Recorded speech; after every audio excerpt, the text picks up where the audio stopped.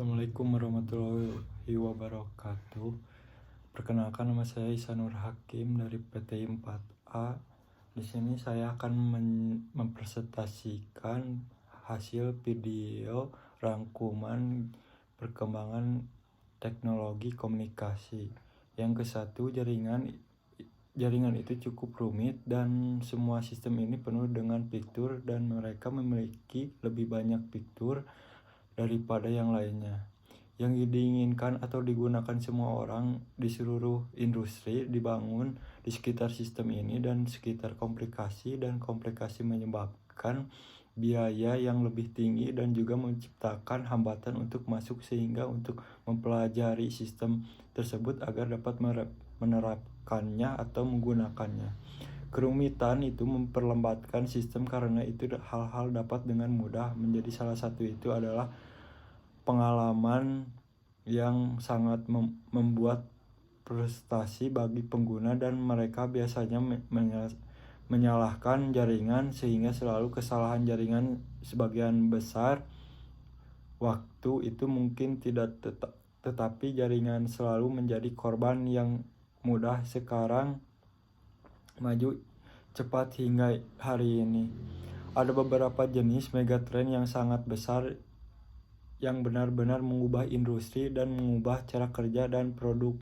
Yang dikembangkan pertama kali adalah jumlah perangkat terhubung sekarang miliaran dan terus bertambah, dan itu bisa berupa perangkat jadi laptop, ponsel, tablet, atau koneksi tersemat atau koneksi Wi-Fi. Rangkuman yang kedua, teknologi jaringan seluler telah berkembang dari waktu ke waktu untuk memenuhi kebutuhan pengalaman yang meningkatkan agar kecepatan dan data lebih tinggi dan layanan yang lebih baik. Mari kita sekilas tentang organisasi yang mengembangkan teknologi tersebut. 3GPP adalah organisasi yang mengelola dan mengembangkan standar jaringan. Standar jaringan seluler. Standar tersebut mencakup semua abstrak seluler jaringan. Pada tahun 1997, 3GPP memperkenalkan rilis 96 standar. Dalam rilis ini teknologi GSM. Oleh karena itu, pada tahun 1998, 3GPP memperkenalkan rilis 97 standar, di mana arsitektur jaringan tertingkat untuk mendukung aksesi data yang dilakukan dengan memperkenalkan paket umum GPRS. GPRS adalah geran yang mengacu pada jaringan akses radio tepi, dan GSM membentuk jaringan generasi kedua atau jaringan 2G untuk memberikan kecepatan yang lebih baik dan tinggi dan pemanfaatan yang lebih baik untuk sumber daya. Jaringan 3GPP memperkenalkan rilis 99 standar daripada tahun 2000. Dalam rilis ini jaringan 3G generasi yang ketiga. Untuk teknologi generasi ketiga, UMTS adalah memiliki domain CS untuk panggilan suara, domain PS untuk sesi data. Jaringan inti UMT diwarisi dari jaringan GSM atau GPRS. Sebenarnya jaringan akses untuk jaringan 3G utaran yang mengacu pada jaringan akses radio terestrial universal pada kenyataan GPRS. Setelah itu, GPP diperkenalkan rilis pada tahun 2008. Dalam rilis ini evaluasi jangka panjang LTE. Ada jaringan 4G generasi yang keempat, tidak seperti generasi sebelumnya jaringan LTE. Standar GPP berikut 14 dan 15. 3GPP memperkenalkan teknologi baru seperti Internet of the Things, IoT, dan jaringan seluler 5G generasi yang kelima dari waktu ke waktu memberikan layanan yang lebih baik. Pertama kali datang jaringan 2G yang merupakan arsitektur GSM atau GPRS yang berisi domain CS panggilan dan domain PS untuk sesi dan kemudian datang jaringan generasi yang ketiga UMTS atau mewarisi intinya dari GSM atau GPRS arsitektur. Oleh karena itu GPRS dapat digunakan untuk memanggil domain PS di jaringan 2G dan 3G. Setelah itu muncul jaringan 4G merupakan LTE. Pada tahun 1940-an hingga generasi terakhir yaitu 5G. Tetapi kita semua bahwa Alexander Graham Bell menemukan dan mematenkan telepon kabel pada tahun 1876.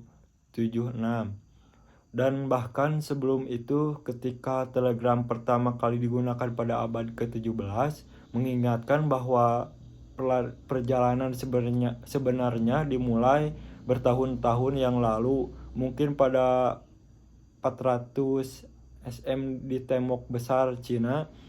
Pionir pada seluler atau OG adalah Motorola dan sistem lonceng melahirkan OG tahun 1940-an. Tetapi teknologi di balik OG itu pertama kali menggunakan push to talk. Dari tahun 1979, telekomunikasi seluler generasi pertama membuka pintu nirkabel untuk semua orang. Pertama kali dirilis secara komersial di Tokyo, Jepang pada tahun 1979 oleh entitas Nippon Telegram dan Telepon. Dan dalam 5 tahun Jepang adalah negara yang sepenuhnya nirkabel terhubung pada tahun 1981. Sistem NMP membuat lagi 1G. Perlu lebih dari 10 tahun teknologi juga semakin maju dan hasilnya adalah teknologi 2G generasi kedua. Teknologi seluler adalah pencapaian besar yang membuka pintu kemajuan. Saat ini 2G mencakup berbagai standar yang dimulai dengan GSM atau Sistem Global Komunikasi Seluler. Ini pertama kali dirilis di Finlandia tahun 1991 oleh radio, tetap sekarang menjadi bagian dari Elgia Oig.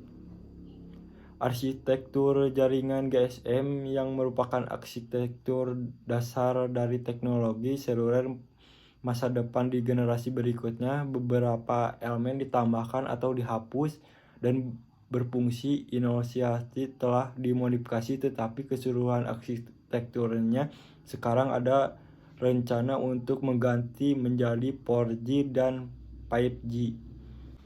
5G adalah jaringan yang ditentukan perangkat lunak, berarti ia akan memiliki kapasitas 100 kali lebih baik daripada 4G. Namun bukan hanya kapasitas internet yang akan ditingkatkan, waktu respon juga akan jauh lebih baik. Dengan 5G itu akan memakan waktu sekitar 1 milidetik.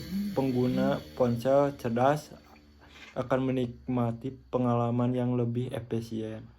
Semakin cepat informasi dikirimkan ke kendaraan otonom atau semakin baik dan aman mereka dapat berjalan.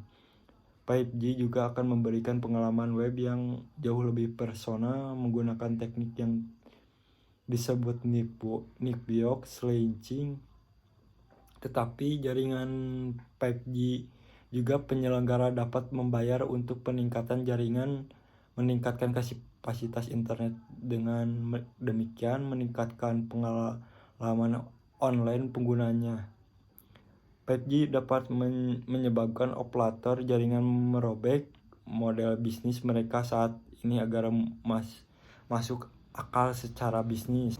Peluncuran teknologi 5G telah dimulai di banyak bagian dunia dan akan selesai pada akhir tahun 2021. Namun mengingatkan permintaan untuk otonomitas dan kebutuhan bandwidth yang semakin meningkatkan, kapasitas yang ada diperkiraan akan habis pada tahun 2030. Penetrasi seluler global diperkirakan akan tumbuh hingga 700 kali lipat jika membandingkan di tahun 2010 dengan permintaan yang diatasi pada tahun 2030. Dengan demikian, para ilmuwan telah memulai mengerjakan 6G yang diharapkan dapat merenovasi dunia digital. 6G akan menyediakan kampas di mana proses antarmuka kompleks akan bervariasi secara mulus dengan antarmuka manusia minimum. Beberapa teknologi utama yang kemungkinan akan digunakan pada jaringan yang mendukung 6G adalah kecerdasan buatan, realitas virtual, kapasitas sistem yang ditingkatkan, kecepatan data yang lebih tinggi, jaringan presentasi rendah yang sangat andal, komunikasi jenis mesin yang masif, dengan keamanan data dan pengalaman pengguna yang ditingkatkan.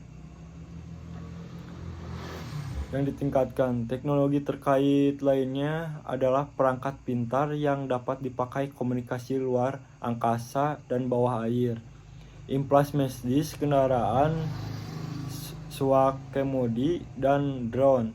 Perangkat berbasis realitas virtual akan membutuhkan transfer yang terjamin hingga 10 GB.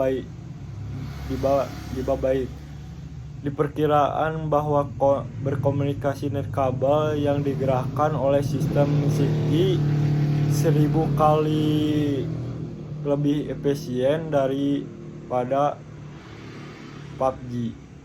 Dengan menggunakan teknologi BCI, otak manusia akan dapat berkomunikasi dengan perangkat eksternal yang gilirannya akan menganalisis dan menerjemahkan sinyal otak.